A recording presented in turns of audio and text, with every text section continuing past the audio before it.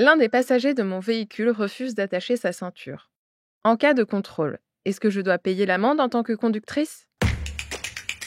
Vous écoutez un podcast imaginé par Le Particulier, le média de référence pour mieux connaître vos droits au quotidien.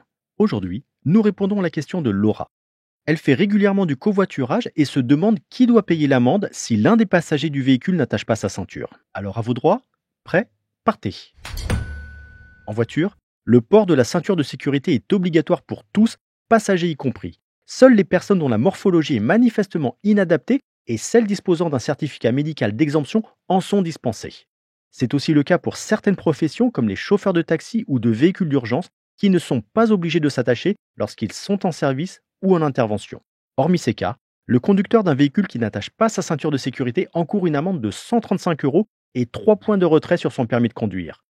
Un passager adulte non attaché est lui aussi passible, personnellement, de la même contravention, mais sans le retrait de points. Vous ne risquez donc rien en tant que conductrice si l'un de vos passagers refuse de s'attacher. Et si c'est un enfant qui n'attache pas sa ceinture de sécurité ? Pour vos passagers mineurs, la situation est différente. Il est de votre responsabilité de vous assurer qu'ils sont bien attachés et que les plus jeunes sont retenus sur leur siège par un dispositif homologué. À défaut, vous êtes passible d'une amende de 135 € par enfant non attaché. Enfin, n'oubliez pas la règle de la sécurité routière. Un siège, une ceinture, un passager. Cela signifie que 2 adultes attachés avec la même ceinture risquent chacun 135 € d'amende. Pour 2 enfants sur le même siège, c'est au conducteur de véhicule de payer les amendes. Et puis retenez que chaque année, environ 20% des personnes tuées dans un accident de voiture n'étaient pas attachées.